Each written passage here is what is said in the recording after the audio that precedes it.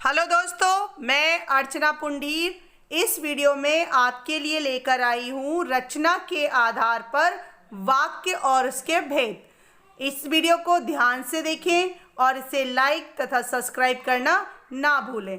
जैसे वर्णों का व्यवस्थित समूह शब्द कहलाता है और शब्दों का व्यवस्थित समूह वाक्य कहलाता है। जब कोई शब्द किसी वाक्य में प्रयुक्त हो जाता है तो वो पद बन जाता है। यहाँ पर मैंने परिभाषा दी है कि वाक्य पदों का वह व्यवस्थित समूह है जिसमें पूर्ण अर्थ देने की सामर्थ्य होती है।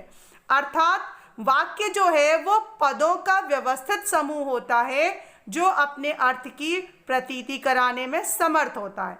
जैसे राम गाय का दूध पीता है, ये वाक्य अपना अर्थ स्पष्ट करने में समर्थ है, अतः ये वाक्य है। वाक्य संरचना में हमें दो तत्वों को ध्यान में रखना चाहिए। पहला होता है पदक्रम और दूसरा होता है अंग। पदक्रम के अंतर्गत हमें कर्ता, कर्म और क्रिया, इनके अनुसार ही हमारा वाक्य जो होगा वो बनेगा और उसमें दो अंग होंगे, उद्देश्य और विधेय। इन दोनों के मेल से ही हमारा वाक्य जो है वो पूर्ण होगा और अपने अर्थ को स्पष्ट करने में समर्थ होगा। वाक्य के अंग में हमारा पहला आता है उद्देश्य। वाक्य में जिसके बारे में बात कही जाए उसे हम उद्देश्य कहते हैं। हम सामान्य तौर पर समझ सकते हैं कि कर्ता हमारा जो है वो उद्देश्य कहलाता है। जैसे भागता हुआ चोर पकड़ा गया। अब यहाँ पर भागता हुआ चोर हमारा उद्देश्य है क्योंकि इसके बारे में कहा जा रहा है कि वो पकड़ा गया। दूसरा अंग है हमारा विधेय। वाक्य में उद्देश्य के बारे में जो कुछ कहा जाए उसे विधेय कहते हैं। सामान्य तौर पर हम कह सकते हैं कर्म, क्रिया, कर्म का पूरक, क्रिया इत्यादि का पूरक जो होगा वो हमारा विधेय होगा। जैसे मैं बेचारा क्या कर सकता हूँ, यहाँ पर क्या कर सकता हूँ जो वो हमारा कर्म, क्रिया इत्यादि का पूरक है, तो क्रिया है यहाँ पर, ये हमारी विधेय है।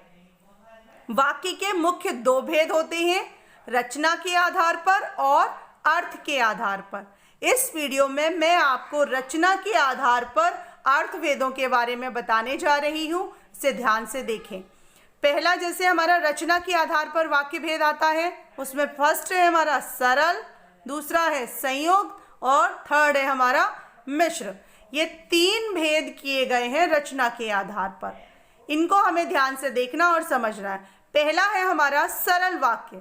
जिन वाक्यों में एक ही मुख्य क्रिया होती है उन्हें सरल वाक्य कहते हैं। सरल वाक्य में कर्ता तो एक से अधिक हो सकते हैं परंतु विधेय और क्रिया उनकी एक ही होगी, अर्थात सरल वाक्य की एक मुख्य क्रिया होगी। ये हमें विशेष तौर से ध्यान रखना है कि जिस वाक्य में एक मुख्य क्रिया है वही हमारा क्या है, सरल वाक्य है। जैसे मदन ने मकान बनवाया, तो यहाँ पर बनवाया एक ही मुख्य क्रिया है, अतः ये हमारा सरल वाक्य है। सरल वाक्य को जब हम अन्य में चेंज करते हैं तो हम उसी के आधार पर क्रिया का परिवर्तन कर देते हैं। दूसरा आता है संयुक्त वाक्य।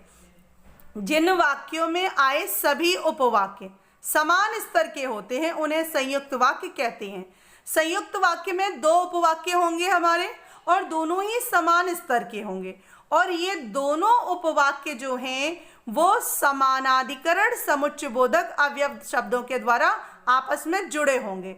ये अवयव शब्द मैंने नीचे लिखे हुए हैं, वो कौन कौन से हैं, जैसे हमारे और, तथा, इसलिए, किंतु, फलतः, अतः, क्योंकि, या, ताकि, परंतु आदि ये अवयव शब्द आते हैं।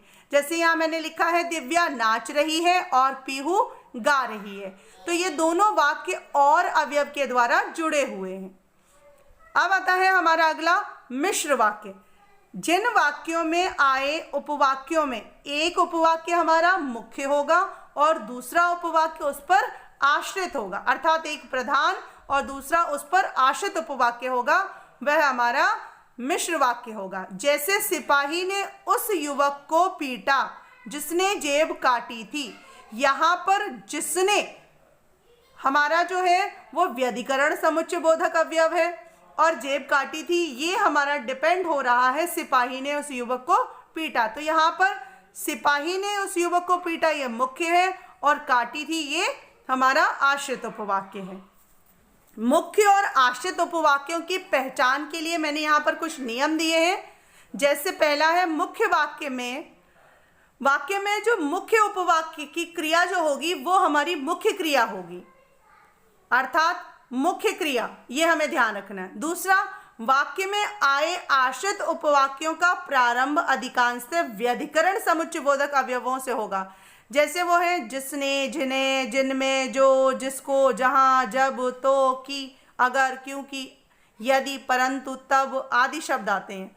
आश्रित उपवाक्य के आरंभ मध्य में भी हो सकता है, अंत में भी हो सकता है, और उसका वो शुरू में भी हो सकता है।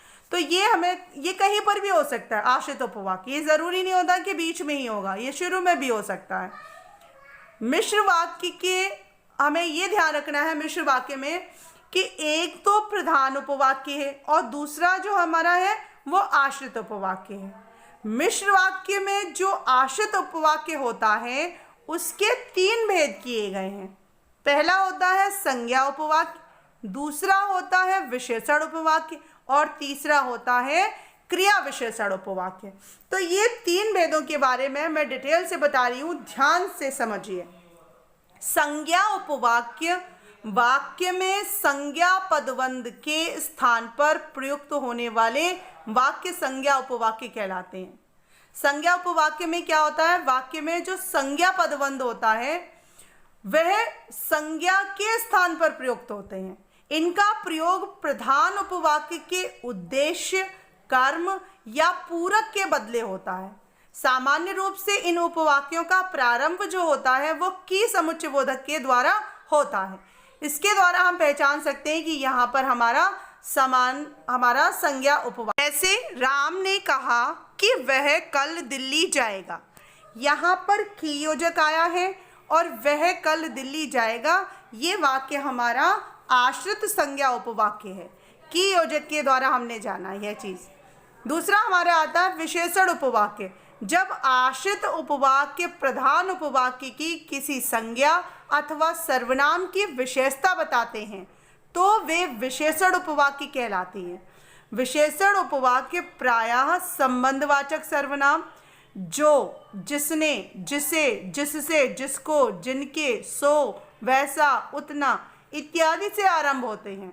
जैसा मैंने यहाँ उदाहरण दिया है, यह वही विद्यार्थी है जो कक्षा में प्रथम आया था, तो ये हमारा जो अव्यय से जुड़ा हुआ है, अतः ये जो कक्षा में प्रथम आया था वह हमारा विशेषण उपवाक्य है, जो के द्वारा हमें समझ में आया कि यह विशेषण है। तीसरा है क्रिया विशेषण उपवाक्य। जो आश्रित उपवाक्य प्रधान वाक्य की क्रिया की विशेषता बताते हैं क्रिया विशेषण उपवाक्य कहलाते हैं।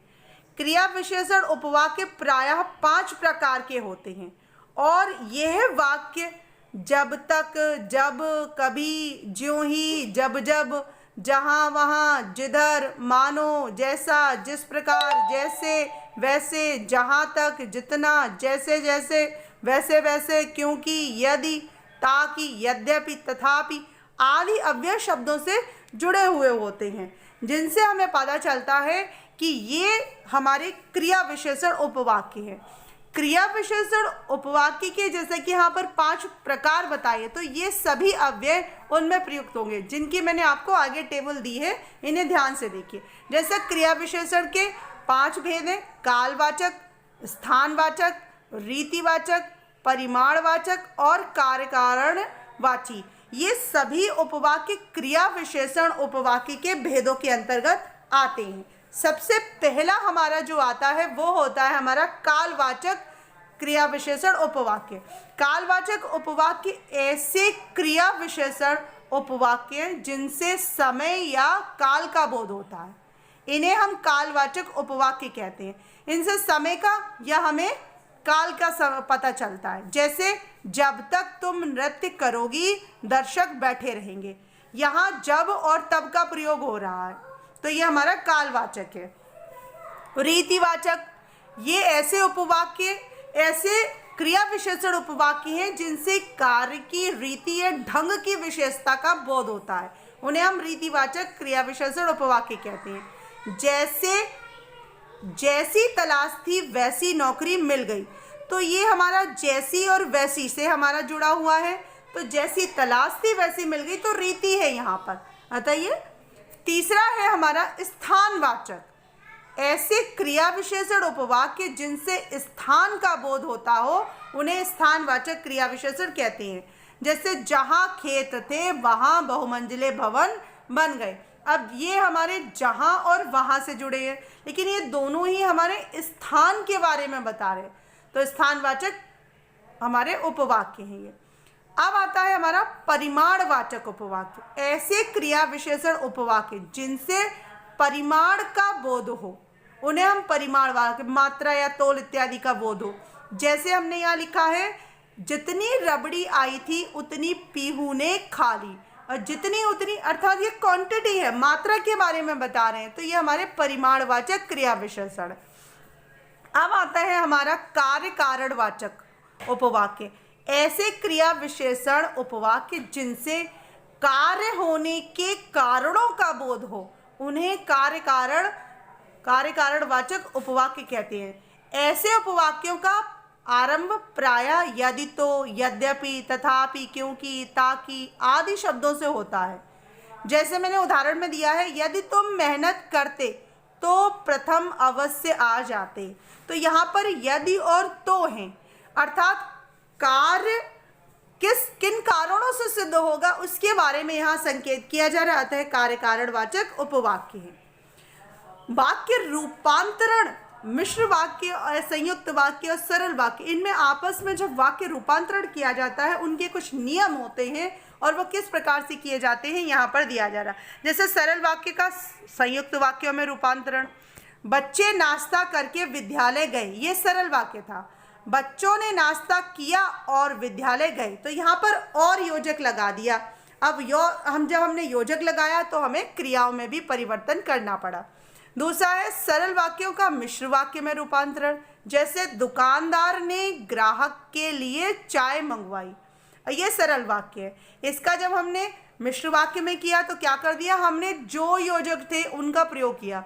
जो चाय दुकानदार ने मंगवाई वह ग्राहक के लिए थी, तो यहाँ पर हमारा जो और वह लगाने से हमारा क्या हुआ, मिश्र वाक्य में परिवर्तित हुआ, और ये हमारा मिश्र वाक्य हो गया। अब हमारा आता है संयुक्त वाक्यों का सरल वाक्यों में रूपांतरण। जैसे है नारायण धनी है परंतु कंजूस है, तो परंतु योजक है तो ये हमारा संयुक्त है।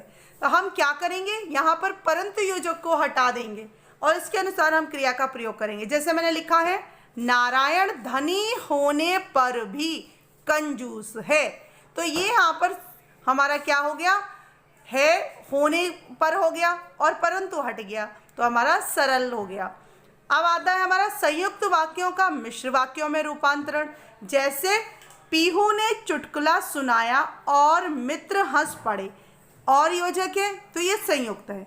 अब हम क्या करेंगे, हम यहाँ पर मिश्र वाक्य में बनाने के लिए व्यधिकरण समुच्चय बोधक जैसे, वैसे इत्यादि का प्रयोग कर देंगे।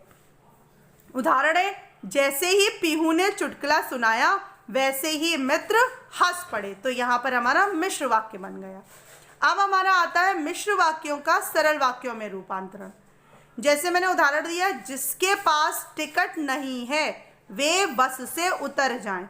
जिसके और वे, ये हमारे मिश्र वाक्य के योजक, इनसे हमें पहचाना। अब हमने क्या किया, जिसके हटा देंगे और वे हटा देंगे और उसके अनुसार क्रिया बदल देंगे। बिना टिकट बस से उतर जाएं, हमने क्या किया, जिनके पास टिकट नहीं तो वह बिना टिकट बस से उतर जाएं, ये सरल वाक्य हो गया। अब आता है हमारा मिश्र वाक्यों का संयुक्त वाक्यों में रूपांतरण। जैसे यदि घूमने चलना है तो तैयार हो जाओ, यदि और तो का इस्तेमाल हो रहा था मिश्र वाक्य में। अब हमें यदि और तो को हटाकर उसके अनुसार क्रिया लगा देनी है, किसकी, संयुक्त की। जैसे मैंने यहाँ लिखा है घूमने चलना है इसलिए तैयार हो जाओ, तो हमने क्या किया, यदि और तो को हटाया और घूमने चलना है कर दिया, और उसके जगह हमने क्या लगा दिया, इसलिए हमारा समानाधिकरण समुच्चयबोधक है, ये संयुक्त वाक्यों के साथ प्रयुक्त होता है। तो इस प्रकार से हमारा संयुक्त वाक्य का निर्माण हुआ।